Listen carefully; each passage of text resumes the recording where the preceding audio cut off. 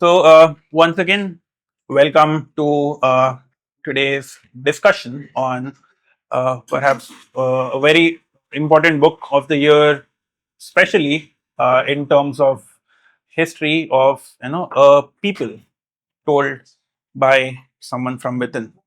So, there is often a complaint that we hear from people that Hyderabad पे जो लोग काम करते हैं बाहर से आगे करते हैं right people from outside come and work on Hyderabad and locals don't.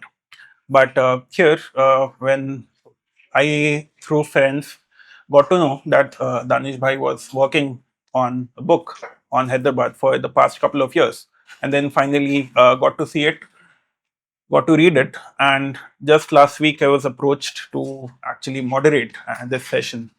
So I thought, Zabardast, they should actually uh, get to know more about the process that went into it because most books that have come out recently are something very, very academic or full of jargon, not something that you easily connect with. Or Hyderabad ke upar to aap, that is actually a question that I want to pose to Danish eventually about the quality or the sort of literature that comes out for Hyderabad.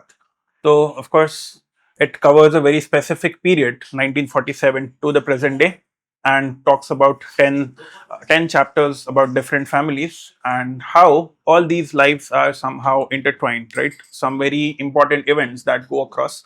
Uh, One is the unmissable, the police action or the Operation Polo in 1948. And the other ones that we can not miss to mention is the Telangana struggles, right? Both of them, the one in 1969 and of course the second successful agitation for Telangana. So the lives of all these people revolve around these two particular events, right? And one thing to note, or one thing that people often miss, is Hyderabad was never really directly affected by the partition that happened in 1947, but we had our own sort of exodus and migration that happened a year later, which the book discusses in great detail. The patterns that existed, that continued across all families, that migrated from Hyderabad, is evident in this book. So I would like to congratulate Danish Bhai on this effort. It took him a lot of time. You can see how much work went into talking to so many families, looking at taking into account all of these narratives, and then judging from himself his own analysis being put forward in this particular book. So I think आप अपना introduction बेहतर दे सकेंगे. So these types of stories, which I've chronicled about 10, 11 different families of Hyderabad, they just happen to, by no means are they fully encompassing of Hyderabad. Because I've had even Sanjay Baru, the author of The Accidental Prime Minister, even write in his review that what about the Parsis? What about people like Ellen Gupta? But ultimately, finding these stories, it's a matter of access, being at the right place at the right time, and trying not to miss deadlines with the publisher as well. So this journey, it's been not just political but very personal, because Hyderabad, it's either very academic or it has some sort of technical jargon, if not very academic. But before I started this book, I always noticed that literature about Hyderabad, और वो भी खुसूसन वो period जो which talk about 1948, the partition, जब independence come partition हुआ था, they tend to be seen through the eyes of the people in power, Sahib इख्तिदार जो बोलते. 48, 50s में there you had Jawaharlal Nehru, Sardar Patel, Qasim Razvi, Nizam Sarkar, the Nizam himself. Then, and you had the communist stalwarts like Sundaraya. And then in 69, you had K.R. Amos, who spearheaded the first Telangana struggle. And to rewind a bit, 56 mein you had Putti Sri Ramlu, Burgulla Ramakrishna Rao. And then 2000s mein KCR, and even Keshav Rao, I think K.R. Amos was also, who was involved in the 69 struggle. He did lend his help with that too. And then in 2014, you have not just KCR and Raymond Reddy, but certain people who've bought in Achhe Din. I'm sure everybody ishara malum ho gaya what I'm referring to. The new national political dispensation that's definitely also making its presence felt down here. So what I sought to do was chronicle how everyday people, families of Hyderabad, how these high level events had an effect on their lives through these different periods. And doing so in a very accessible manner, that too in a very, you know, smooth narrative with a nice flow, so that a reader doesn't feel like he or she is reading a heavily annotated history textbook. That itself was a challenge. So this is also where my editor Vikram Shah, who's a Bombay based, really helped. And he didn't rewrite the book. Editors don't rewrite; they just reshape wherever they feel is necessary and could just make for a better narrative. So that's been my journey in a nutshell with the book. So we will, of course, throughout the session, we will have a reading session of the book, of course. But after that, we will have some cross questioning, and by the end, we will take questions from the audience itself. So I will just set the context of the book right here. So we're talking about 47 to the present day, right? So very recently, we saw a movie that was produced last year, when the Gadar Film Award as the best heritage movie. Right? You must have heard of the film Razakar. And what these movies especially tend to do is actually push a certain narrative, push a certain agenda, whereas the reality on ground is actually very not as black and white as these movies or as these propaganda films push out to be.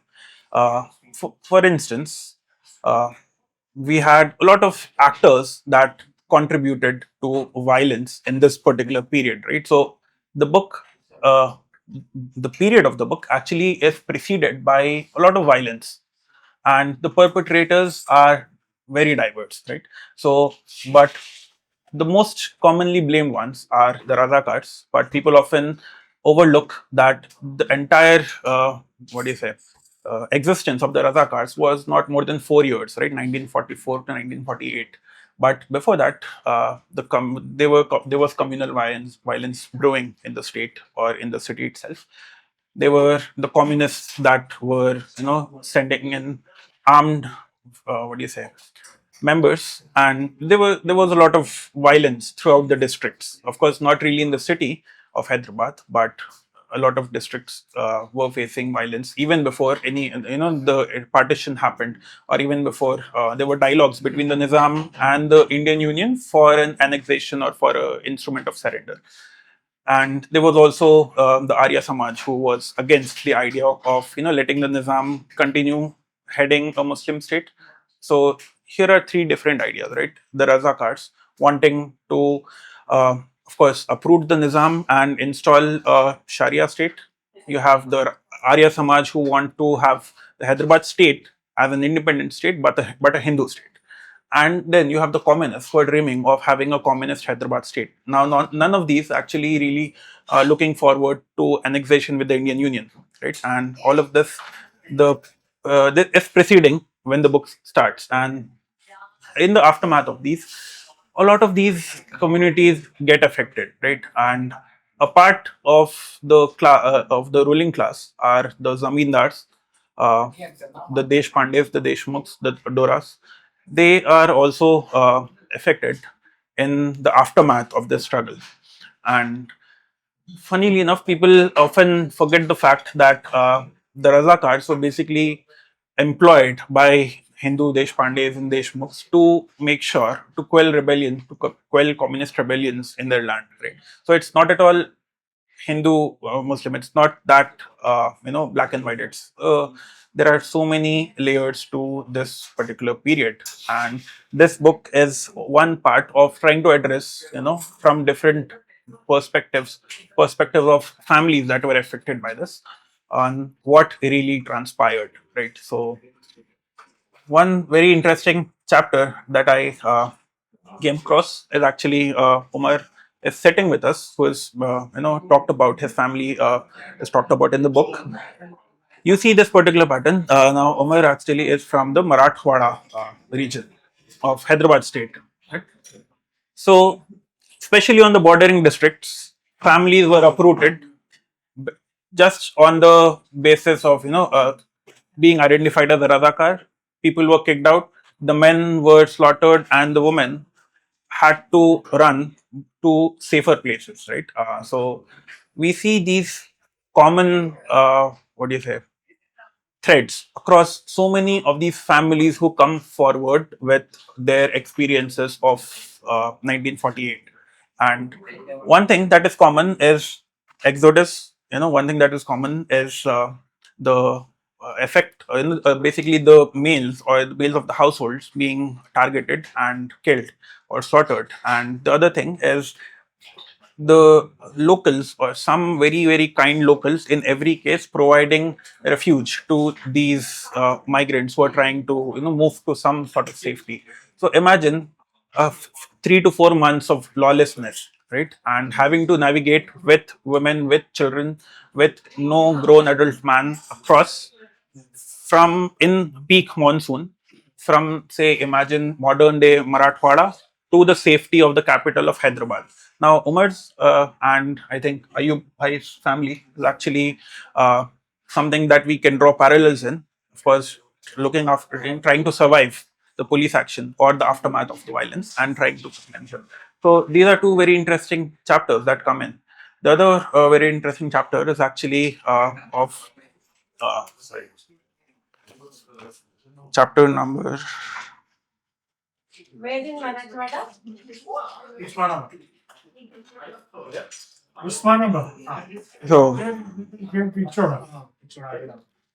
So, Apparasu Srinivas Rao again had to do a lot with the Telangana movement, right? So, two different, very different takes. I think I'll let Daneesh bhai elaborate more on it before we head to the question itself. So, what chapter are we reading? So excerpts, nah? Yeah, I guess. So I'll just start with the one excerpt.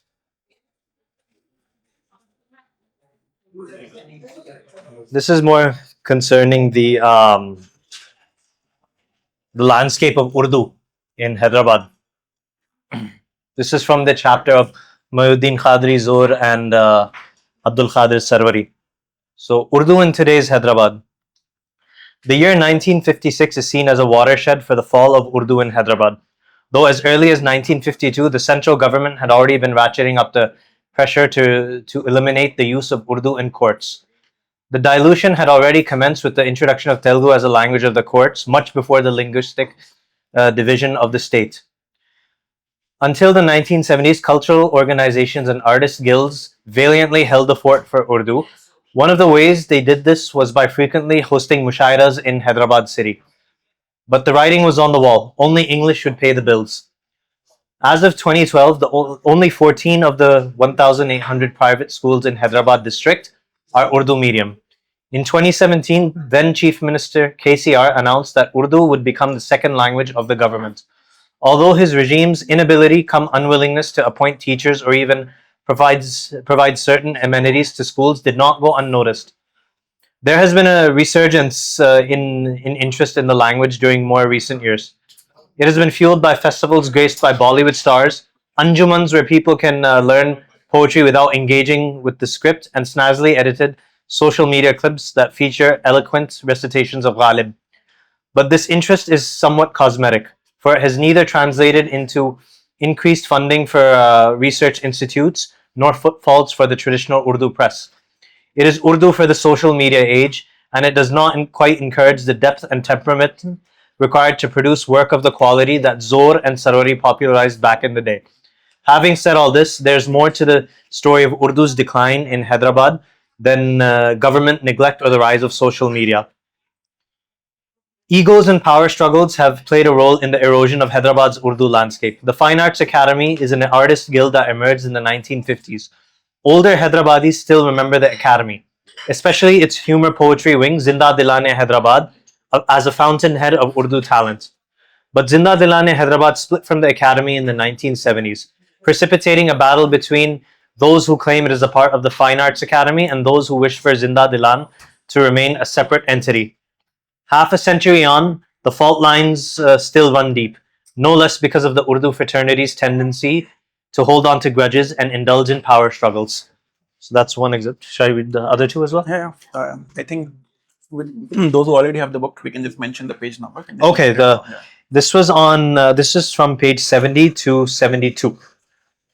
70 se 72 tak tha.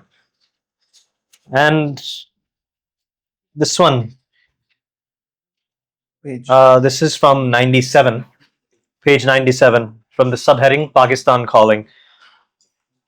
We all hear about stories about, refugees who came from West Punjab to Delhi or even East Punjab. And Sibghat did mention that there was an exodus of a lot of even apolitical Muslims who had nothing to do with the Razakars to Pakistan. And this excerpt is amidst the backdrop of where these apolitical Muslims are coming to terms with the new dispensation, and they're deciding what next. As life limped back to normalcy, Anwar rejoined the first year of his BSc program at OU. In spite of struggling initially, he obtained his degree with distinction. Soon after, Anwar had a long discussion with his father on their future, something that a lot of Hyderabadi Muslims were contemplating. Given that Adil's father was the oldest of 5 siblings, Adil said that there was pressure on him to earn money or at least get another degree that would lead to a very high-paying job. Two choices lay in front of him. Either pursue further studies at the Aligarh Muslim University or migrate to Pakistan for better economic prospects. In the Sindh province, where education levels were very low, migrants from India got important positions in the banking system. Notably, a number of Hyderabadis who had crossed over secured jobs in the State Bank of Pakistan. Anwar's uncle, Arif, was already in Karachi, where many doctors who had studied at OU were settling down. There is no better time to move to Karachi, with opportunities in abundance there for young graduates, Arif advised his nephew during a visit to Hyderabad in 1949. After Ishaq Ali's relative, who was also an assistant in the postal department, arranged the migration permit, Anwar boarded a ship from Bombay to Karachi. He reached Pakistan on 14th August 1950, the day on which the country turned 3. For the first few days, he stayed in the rest house in the Mangopir area. After that, he went to his uncle's house in the Pir Ilahi Baksh colony. In less than a week, he sought admission at an engineering college in Lahore. Unfortunately, the new student intake was closed until next year. When he returned to Karachi, there was an offer to become an instructor at the Pakistan Air Force Training College. He gave the final tests at the Air Force headquarters in Rawalpindi, but that opportunity did not pan out. On the advice of his grandfather, Anwar also reached out to his father's second cousin, Mir Laiq Ali, the last Prime Minister of Hyderabad, also migrated to Pakistan, but under rather different circumstances. He had escaped to house arrest by the Indian government after sneaking out in a burqa and then catching a flight from Bombay to Karachi. In what was the first capital of Pakistan, Laiq Ali became a founder and major trustee of an entity that resettled Hyderabadi immigrants and helped young men land job opportunities. So that was the second one. And this last excerpt, it's on page 169. It starts with the heading Meeting Narayan Raj Saxena. Narayan Raj Saxena was a renowned Kayast. He was born in the 1930s, Hyderabad. And when I met him, he was in quite the frail state, but he came from a very big lineage in that he was the great grandson of Bansi Raja. Bansi Raja was one could basically call the right hand man, the very trusted administrator of the sixth Nizam, Mehboob Ali Pasha. So this is a very rich lineage that Saxena Saab had. Despite not being in the best of health, Narayan Raj agreed to meet me. In December 2020, we spoke in the living room of his Panjagutta residence, where I saw the same photograph of Bansi Raja on the wall again. Narayan Raj sat on the sofa in front of me, wearing an N95 mask. He needed the support of a walker to move around. After I introduced myself and the project, he started telling me about the Saxenas. The first conversation was centered around the contribution of his family to the Urdu landscape. We exchanged the names of many wordsmiths and titles. As we were speaking, I suddenly remembered the book Shahane Asfiya or Hindu Muslim Ravadari, published in English as The Religious Tolerance of Asafjahi Kings and Hindu Muslim Traditions, and mentioned it. The book, authored by Sheila Raj, had come in handy for a long feature that I had written for the Hindu Business Lines feature supplement on the 70th anniversary of police action. I then asked, "Do you know about Sheila Raj's book, and are you related to her?" Narayan Raj perked up noticeably. "Of course, she was my wife," he answered. It had been a couple of years since I had read Shahane Asfiya or Hindu Muslim Ravadari. In the previous month, I read Hyderabad ke Bansi Raja, and here I was, sitting across Sheila Raj's husband and Dr. Bhaskar Raj Saxena's brother.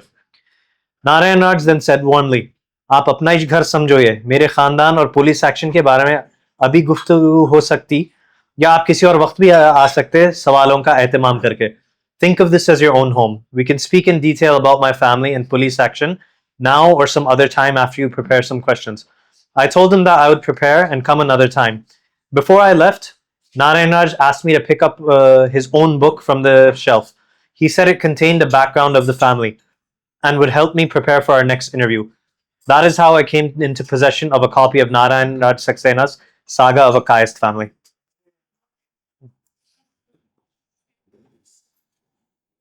So, three families that we talk about, right?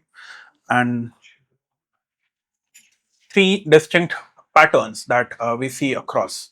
So, for instance, Saxena Saab belonging to the Kayast community, right? Kayasts were sort of shamed for being too into the tehzeeb, right, by other people, especially the Hindus. They were taunted often as Adhe Musalman because of how in depth they were into the Mughal tehzeeb. So it was a tradition that was long drawn, as the mention of Bansi Raja himself, right?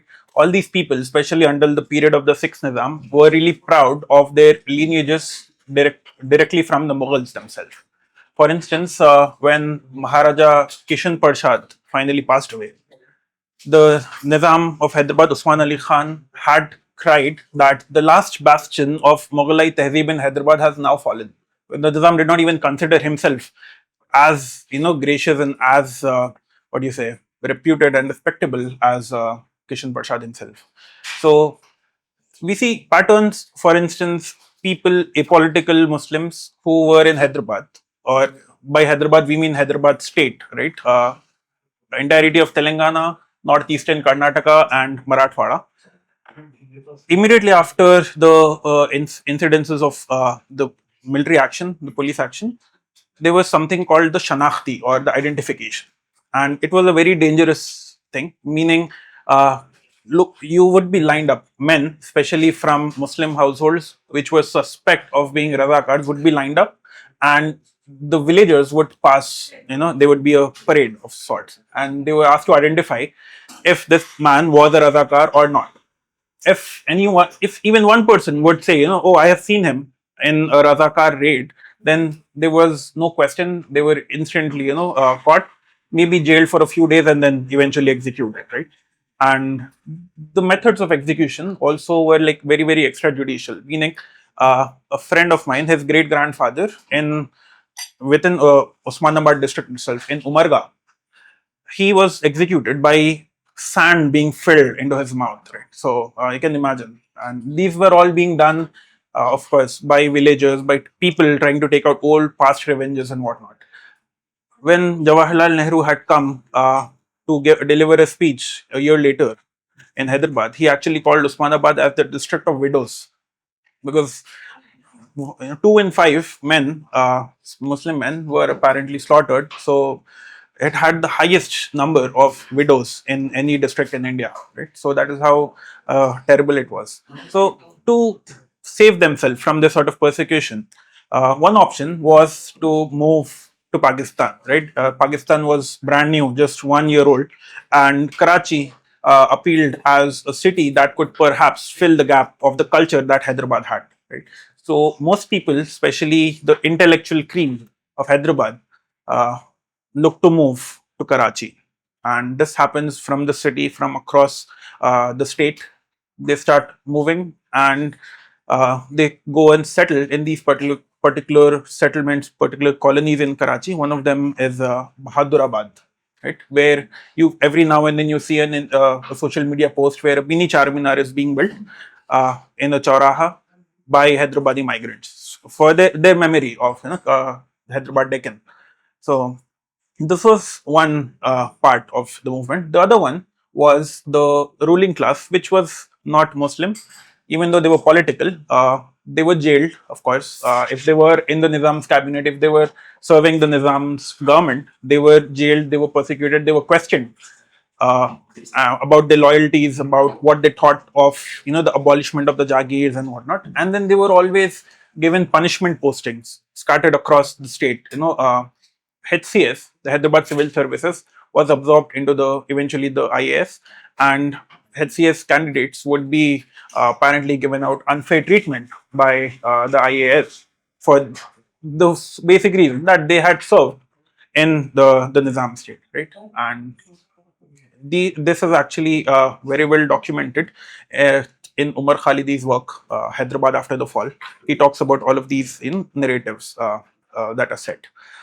The second thing is actually what happened to those who chose to stay back, right?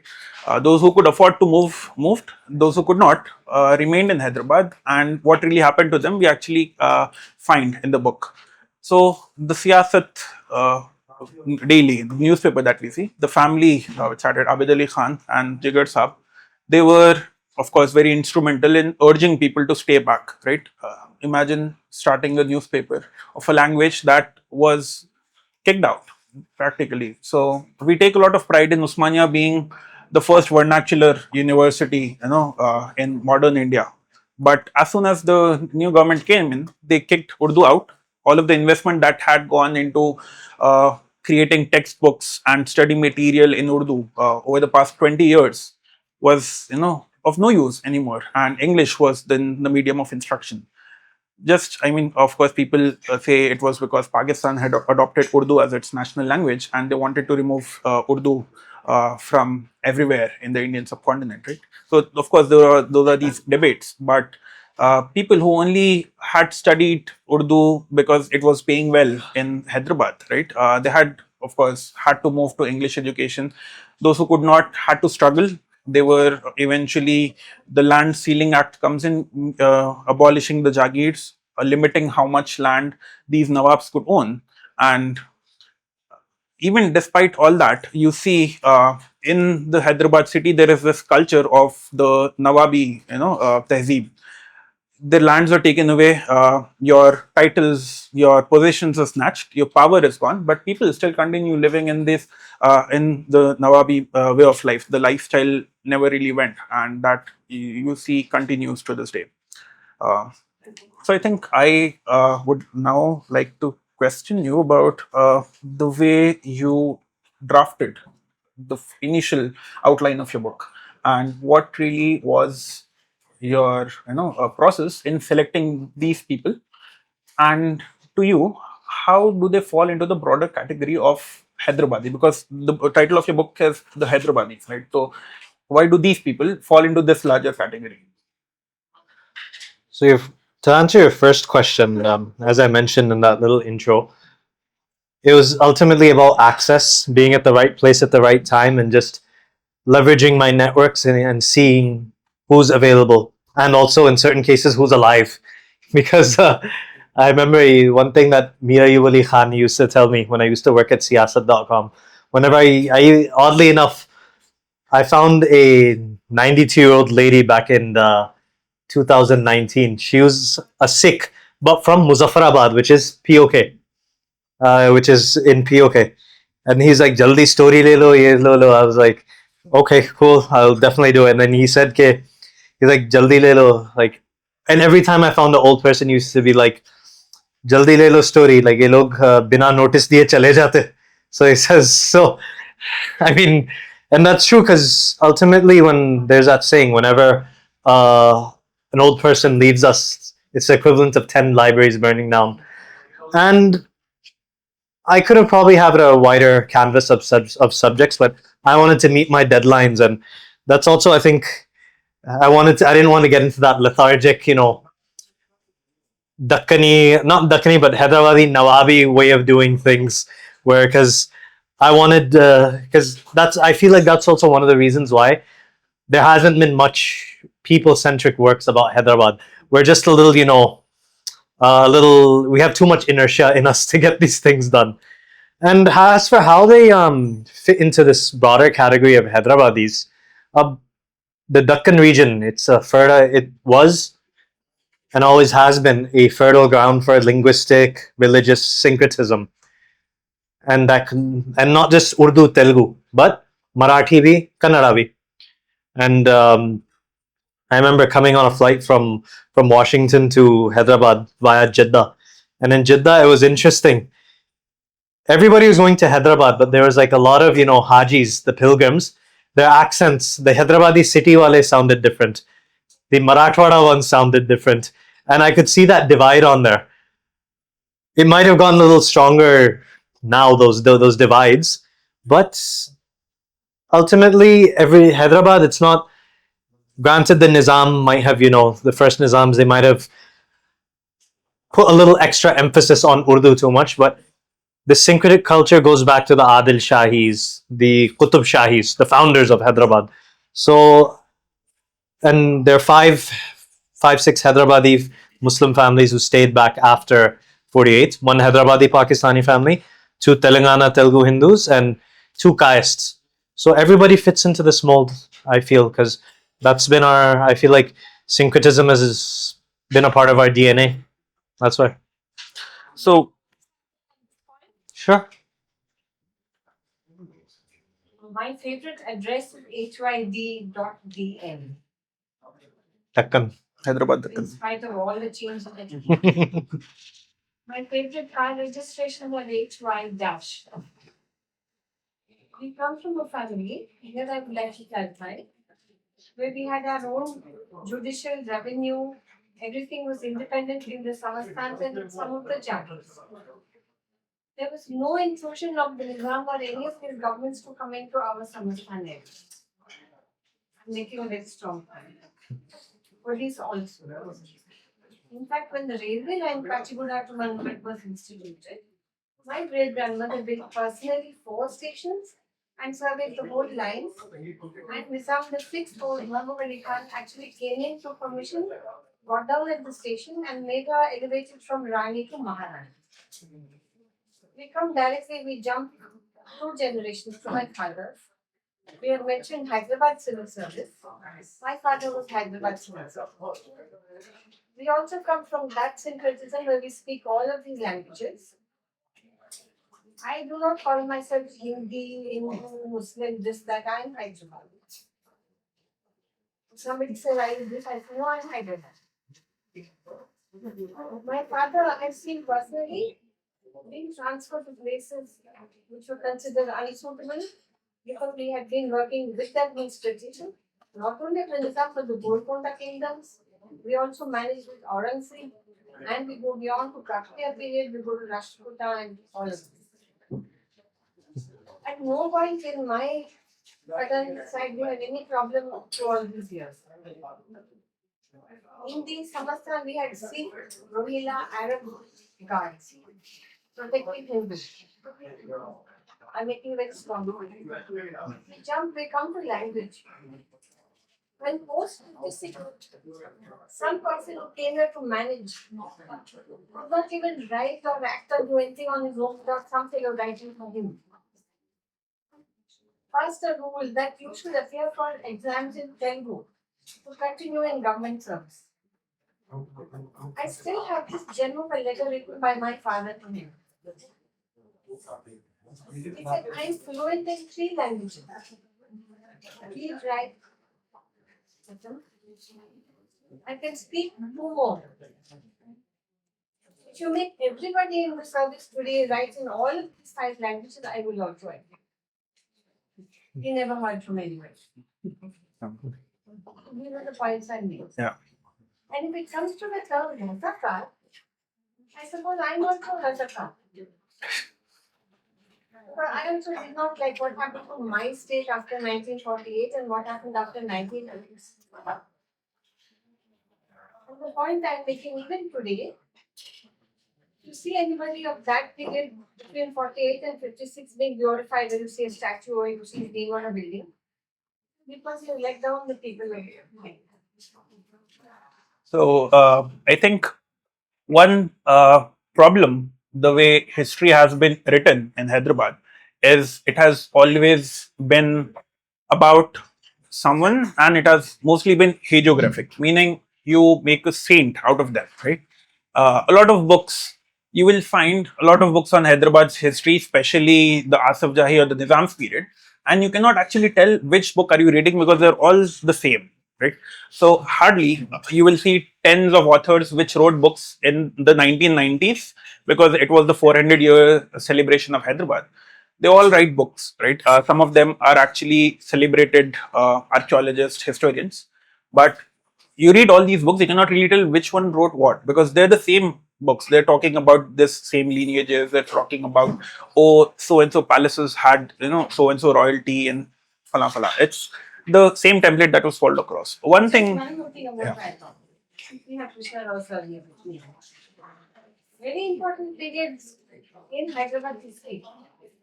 The police Kotwal. Kotwal Hindu.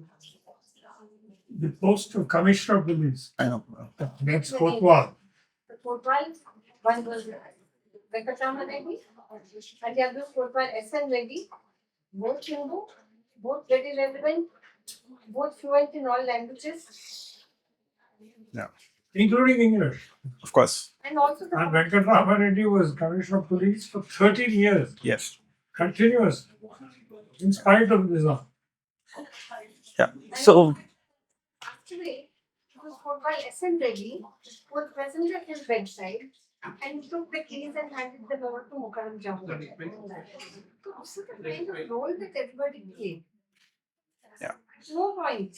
I'm sorry, Papa, I'm talking long. But yeah.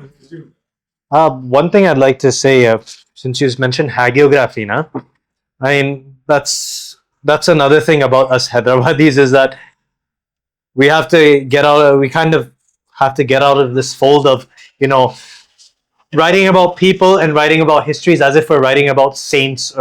अब जैसा पीर या संत की जो एक सफरनामा रहता है या biography रहती, we kind of have to break out of that mold. And nostalgia as well. Nostalgia is good. We have to respect the past without living in it. But at the same time, there are also certain unpalatable realities, which I mentioned in my book about the Asaf Jahi dominions, whether it was, the districts and the city, they were also, like I said, fertile grounds for a lot of mixing of Urdu and Telugu culture. But just like Jammu and Kashmir, where there were Hindu rulers, Muslim subjects, and those subjects rose. Likewise, same thing here, because at the end of the day, these regimes, they weren't the ideal beatific paradises that a lot of people make them out to be. Of course, they had their good facets, and I'm all for them being brought out in a very accessible manner. So yeah, but that's another point I wanted to make since you mentioned hagiography. Yeah. So the way history has been told is about these, same old events like, a diamond that was used as a paperweight or so and so. But people facing history has been very, very rare, right? And it has not been done as much as we need. So, for instance, people who survived these period are most of them have passed away, unfortunately. People who are alive in 56 or 60s, and the problem with that is you don't really get their experiences. So Lucky you have one multi Hyderabad million. yeah. So I would like to then so these periods, right? Especially the first 30 years of Hyderabad, or from the transition from Hyderabad state to Andhra Pradesh, how different was it for both the communities? Like, how different was it for people, for the Muslims, apolitical or political, or, the Kayats or the Hindus? How different was it for these communities? And generally speaking, Muslims are seen as the contingency that is a little too nostalgic about the rule and of the Nizam. It's also seen as the community that really took this new change hard, which is true on a broad level. But at the same time, you had a lot of contingencies of Muslims within the Congress and the communists who said ये दक्यानुसी जो एक nizam, not by nizam I don't mean the actual nizam but the system, it's time to actually kind of move on from that. And that's one thing I've seen. I mean, a lot of these political trends, whether it's the independence struggle or the anti-czarist struggle, they were very much being felt in India as well. But oh wow, but however they but however by the time we came to those changes with those terms, it was too late. The Hindu community, I mean, like we have I believe you're Pingal Venkat Rama Reddy, the last deputy PM of the Hyderabad. Raja Bahadur Pingal Venkat Rama. No. There are two different things. One was the deputy prime minister. I am the granddaughter-in-law. Gandharana. Police Kotwal was my Nani's first cousin. So Very much into administration of all kinds. So there were also Hindus who also took this new tragedy, this new dispensation very hard as well too. Kaists, they too also had that, but at the same time, Kaists have also been known to be a community which is ingratiates itself with the ruling establishments. Yeah, and that's not necessarily a knock on them, because people have to change to survive sometimes, and if it means shifting their identities in whatever way, then ek had tak we can definitely understand that. Umar Farooq Khadi's chapter in chapter 2, that's a prime example of from Jagirdar to Jamati. That chapter itself, if there's any chapter that really in which I felt I had a really good time chronicling a transformation, it was that one. And my editor also felt the same way too. So, coming to the distinct identity that Dakhni was, right? We see in the 1920s, 30s onwards that there is this sort of manufacturing of a Dakhni identity, right? You're trying to piece together a lineage that goes back from Ajanta and Ellora. You try to accept all of these norms and try to project yourself as the rightful ruler, the Nizams. And then you have this setback, right? Meaning you are even the state that you had or the geographic borders that you had are taken away in 1956, and then you're divided into three different small, but trifurcated into three states. So how significantly did this setback or affect the Dakhni identity in itself? Excellent question. So you're talking about the 1930s. One prominent figure who was a part of this revival of sorts of Dakkaniyat is Mohiuddin Khadri's, or Baba Dakkaniyat. He believed that when it came to reading and writing, pure Urdu was the way to go. But he, through his Idara Adbiyat Urdu, which people can still see standing tall close to the Iram Manzil metro in Panjagutta, he was about collecting manuscripts of the old Dakkani period. Even wrote a historical fiction novel, Sere Golconda, which I have, but I haven't gotten around to reading. From whatever prose I read, it's beautiful and very accessible. But I wish I could, have the time to fully read it before this session. However, then you said the setback, which Artalis mein hua tha, the police action. That setback, though, it turned out to be a bit of a boon as well too. Here's the flip side to that. क्योंकि उसके बाद जो दक्कनी शायरी, the humor poetry, Hindi में हास्य कवि जो बोलते हैं, Dakkani humor poetry experienced a big boon due to a tragedy. As Sajjad Shahid, one of the city's premier historians, he told me, रोने के लिए हम लोगों के पास आंसू नहीं बचे हुए थे. And it wasn't just the Muslims. Even the Telangana rebellion, which was clamped down upon in the districts, a lot of these peasants who who were just happy under a new establishment that was governed by leftist village communes. That dream was short lived because the military, after having Hyderabad accede to to India, they marched into the districts and clamped down upon that struggle. So it was also tragic for them. They couldn't enjoy the independence that India gained in 47. So Dakkani humor poetry, Sarvar Danda, if anybody's heard that name, uh, and even some other. Khatib. Hmm? Suleiman Oh, Khatib. Suleiman Khatib, of course.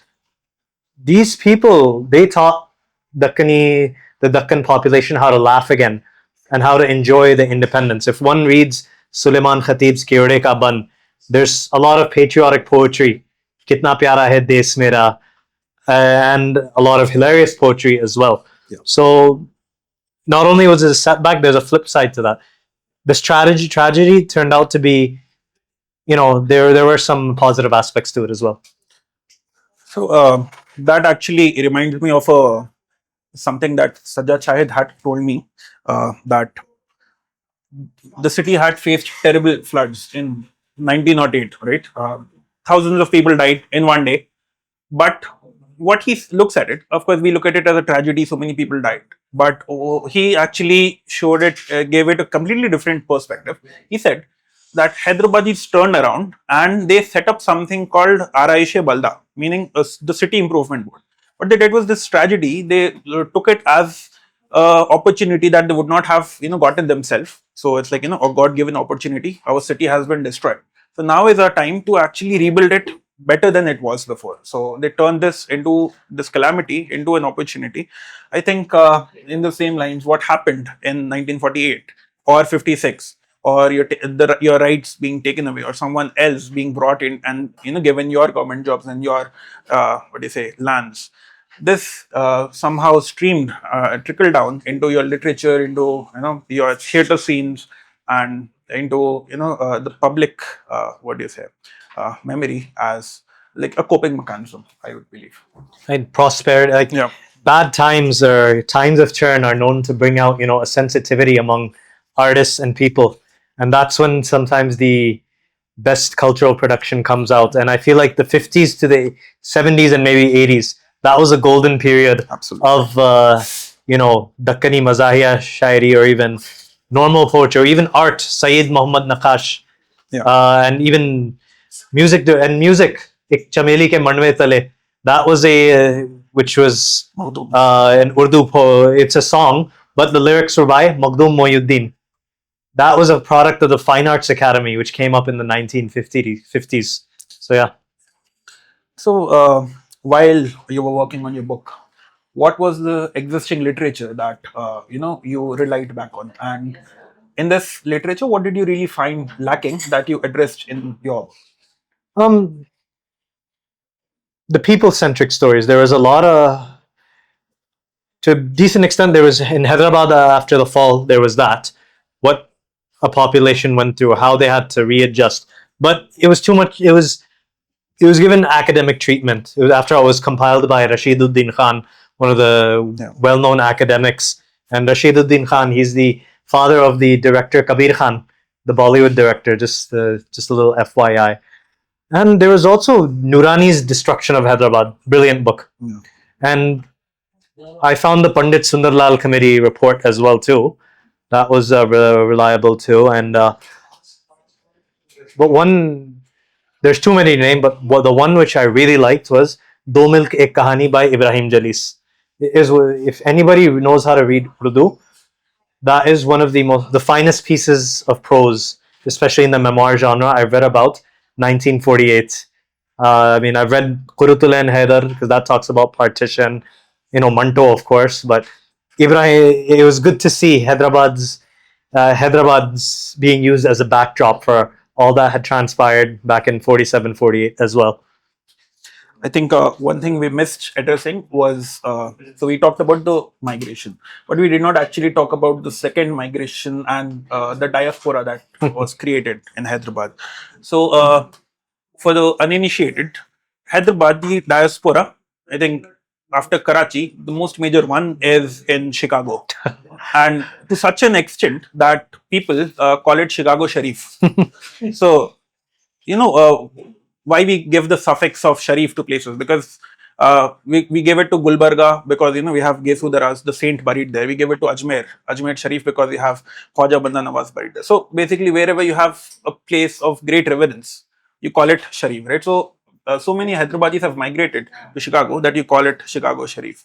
So people who thought of Pakistan as some place they could rely on did not work out, and within a few years they actually had to move to the west. And we see most families in Hyderabad would have at least one story of some of their great uncle or grandfather moving to Karachi or moving to somewhere in Pakistan. Canada. Yeah, and then moving to the west. So it's not, of course, not limited to North America. People try to go through Europe, and then eventually, finally, they found a bastion of this Hyderabadi culture. That they find very comforting in Chicago, in Toronto, in places like that. So I think I will. The last question I want to ask you is, what is really in store for Hyderabad's literatures in the future? And even before me, there has been some good literature pertaining to Hyderabad, whether it's during the Qutub Shahi period or the police action / Telangana rebellion period. One book I particularly liked was Manrit Sodhi Someshwar's Hyderabad. This was a part of her partition trilogy. The first one was on Lahore, which covers what happens in West Punjab. Second was Hyderabad. Third one was Kashmir. I've only read the first two. I liked the book a lot, and I was glad to see Hyderabad backdrop again being used for fiction literature. But what the only critique I have of that book is that towards the end, right when she gets to 1948, she just summarizes what happened. The characters that she's built up really well, that she developed so well.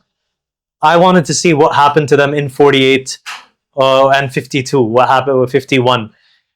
Towards the end, it's almost like she just summarized the Pandit Sundarlal committee report and Puchalapalli Sundaraya's book within just 2-3 pages. But nonetheless, somebody made the effort. Yeah, it was an outsider, but just हम लोग ना इतनी अफलासी करेंगे ना तो यही छोड़ेंगे. Simple as that. So and then there's Mupia Basu's Bhagmati. Up now there is that contention around whether Bhagmati, Muhammad Quli Qutub Shah's queen, existed or not. Not a can of worms I want to open up, but whether she was the queen that was or wasn't, I think it was a small, compact book. And there's one more coming out, and I'm reading the manuscript right now. The book is called The Sirens of September by Sibghat Khan. She's another author, Hyderabadi, but spent a lot of time in Mumbai. So I'm liking what I've read so far. But at the same time, for that, if as a call to action of sorts to supplement my answer to your question, we have to, we can't just, stay in that old hagiographic sense of, carrying out history. Urdu ke khake jo rehte na, they're brilliant and they're beautiful to read, but they're too hagiographic. Hyderabadis, they kind of have to, see what the publishing world, the big bad world of Delhi publishing is like. And I'm not saying it's perfect, but at the same time, there also needs to be a better ecosystem where people help each other, and those who seek that help need to be a little more proactive. I think with that, Hyderabad will definitely be punching above its weight in terms of getting its stories and chronicles out into the mainstream. Absolutely. Yeah. So, question. Before we start taking questions from the audience, one thing I would like to talk about Amar's story is, of course, we initially talked about the patterns that were prevalent across all these stories. When I was reading his chapter, it actually reminded me of my own grandmother. Of course, not the same district. She belonged to Gulbarga. She was just 7. She was just 10 when the police action happened, and she had this very strong memory of how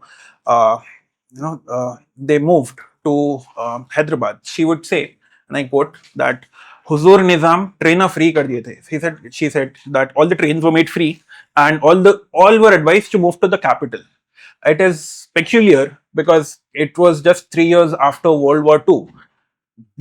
Ideally you see all capitals, state capitals in the wars that preceded it, the capitals would be bombed to oblivion. There was not a single scratch into Hyderabad, the urban Hyderabad that we talk about. Whereas Bidar or Gulbarga or Marathwada was bombarded, blown apart. She talked about when she was traveling in this free train, right? It was full of people, all of these refugees on the rooftops, in these bogies, in these salons. As they were traveling through these fields between Zahirabad to Hyderabad, they could hear bombs dropping on either side, right? There were aerial raids. The book mentions about Bidar being bombarded. I presume my grandmother would have been around at that time itself, passing through that train in that very region. So the stories, any household that you talk about in Hyderabad will certainly have a story related to someone trying to move to the safety of the capital and trying to save their own lives. And of course, it is very unfortunate the lives that are lost. There has not been enough justice done in literature about the scale of the calamity itself. Of course, official figures are 27,000, unofficial figures are 2 lakhs of casualties. May we someday get to see justice, at least in terms of our writings, to these victims. So Questions? yeah, now we will head to the questions. Uh, audience ke liye, yeah? So anyone from the audience, if you would like to ask Daneesh A very a small question. Yeah. Many people do not know that Danish is not a Hyderabad. He spent, I think, about 90% of your life Saudi Arab and US, Canada. and UK. So, at what age did you start learning Urdu script and reading? So, घर में तो दक्कनी बोलते थे. That is spoken. वो तो spoken, but I started learning in 2015. Khalid Said Marhum, one of my dad's friends from his Gulbarga days, he gave me his book. It's a 100-page textbook, which has been instrumental for me in teaching people Urdu script as well. So, He- till then you did not know the alphabet. I mean, अगर Quranic Arabic आती तो then it's easy. So I won't say I was fresh off the boat or anything or clean slate. तो Never. थोड़ा तो था. The Indian type of, not the Arabic one. The Indian. Nastali Khan, जो हाँ, yeah. Yeah, Nastali. But similarities है, but not identical. Yeah. So I had an advantage. So, about 10 years, last 10 years, you became an ardent lover of Recta. Yeah. Now, Yeah. so So anyone? Just question probably from somebody who had a inclination to understand that why was like Hyderabad so probably against getting into the Indian media. I just want to know. Maybe it may come as an introductory question, but No, not a problem. It's okay. No, perfect. I mean, many princely states, whether it's Travancore or even Maharaja Hari Singh, Kolhapur also. Kolhapur, ultimately these are people who had, I won't say sovereign states, because ultimately the British paramountcy loomed over. At most, you could call these princely states semi-independent or even autonomous. I have a correction. I have an addition here. To answer his question, we are independent states. There had been discussion with the government of India that nobody will intrude. We had been independent for centuries. We did not attack anybody. I'm making a clarification here. We've been talking about police action, Operation Polo, things like that. Hyderabad State Army did not attack anyone. Hyderabad State Air Force, we did not attack anyone. We were always independent. It is the option of taking over historically very rich region in so many ways. Even today, if you look at us here, present day Telangana, what is part of the old Hyderabad state, starting from Aurangabad right to Royalties area. We are in a very strong position politically and all. There had been discussions with various governments, always including with Aurangzeb, with everybody that you are independent. After discussions, there was something called the Hyderabad delegation that would go up to Delhi and come back. So many times they would have discussion. All of these were ignored and overtaken and grabbed. The word I'm using is grabbed. Because when you bring it through the decades that I have been through, the inclusion of the languages that we spoke, the Telugu I speak in Dakkani, it is certainly not an imported Telugu from somewhere else. I mentioned it when my father said, I will write 5 languages, make everybody write for 5. Till today, the Telugu I speak has nothing to do with the Telugu that has come from outside. I'm also resisting the name Telugu state. Telugu state is one state that speaks only Telugu. I speak and the people of my region, we speak all of the languages and it is Telangana. We have had 5 languages which have made it inclusive of the Marathi speaking, the Kannada speaking, all of these languages to make us together a project. I speak Telugu today, it is including Persian, it is including all of these things and bring this man into my history. So I think the answer to that, yeah. This complete destruction of agreement, and also finally, if you look at Hyderabad today, the result I see, my lakes are full of people who do not belong. We are going about in floodwaters because of the intrusion of people who did not keep to that promise. We then have subsequent people coming in and changing laws that protected jobs for people of Hyderabad state. That was also there. All these were over. And this comes to some of your questions. I'm going to finish with this because it's a long discussion. You can take the Hyderabadi out of Hyderabad, but you cannot take the Hyderabad out of the Hyderabad. So whether he's in Chicago or living in Delhi or anywhere else, it makes it common that we have this common soul. My father's friends were a Muslim community.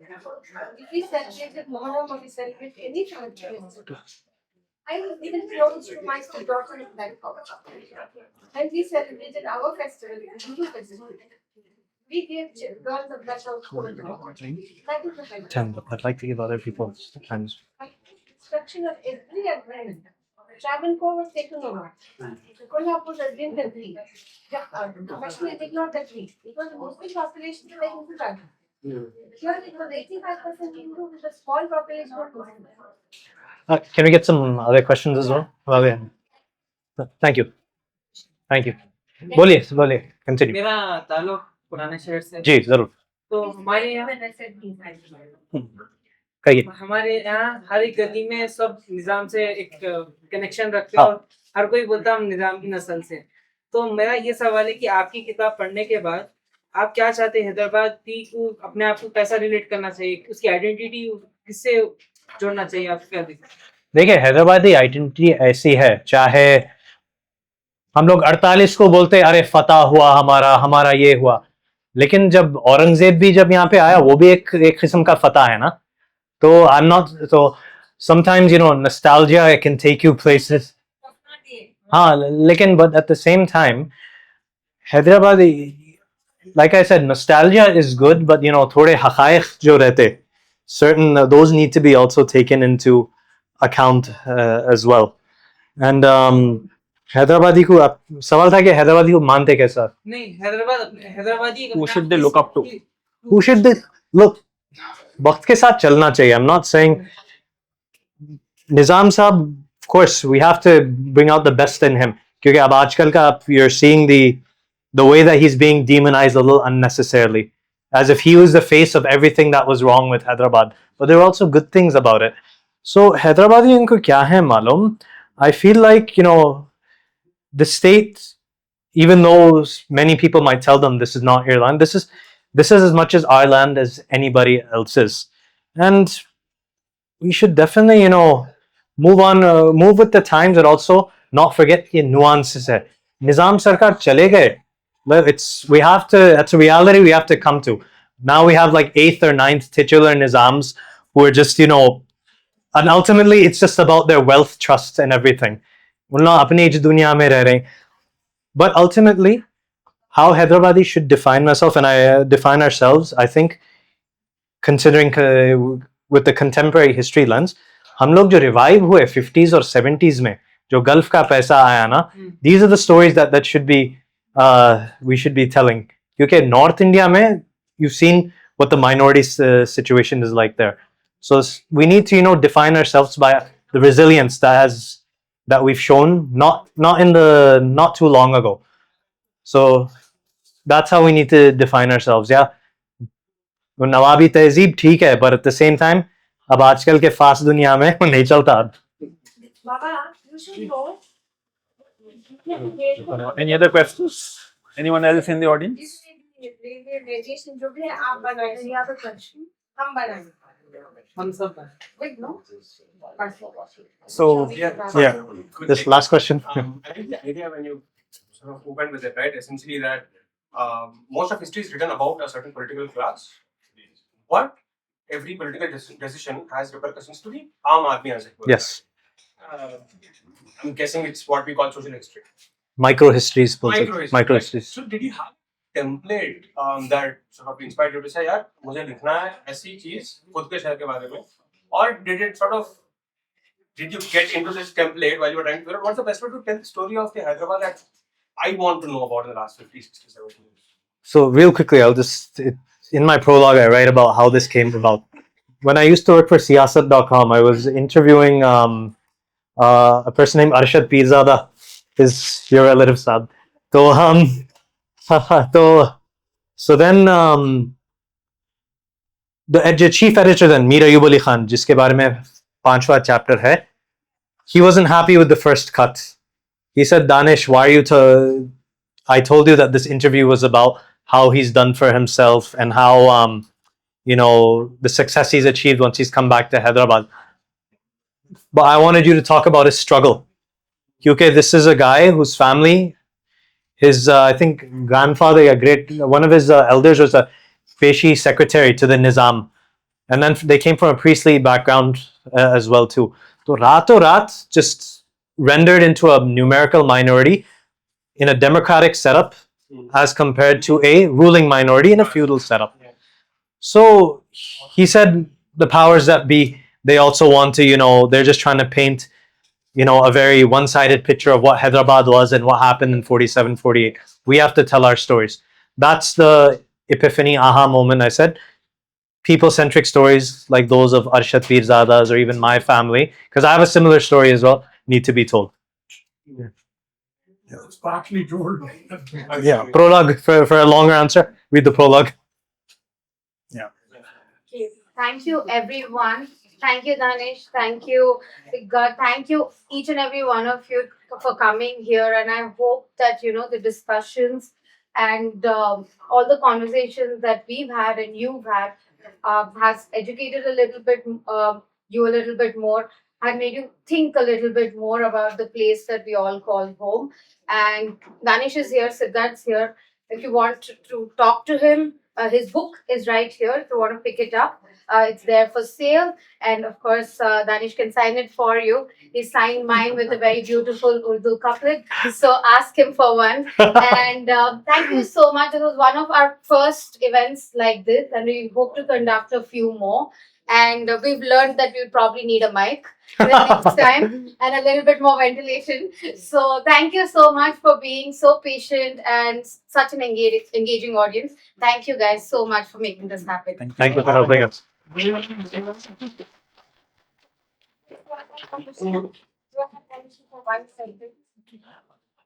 take it offline.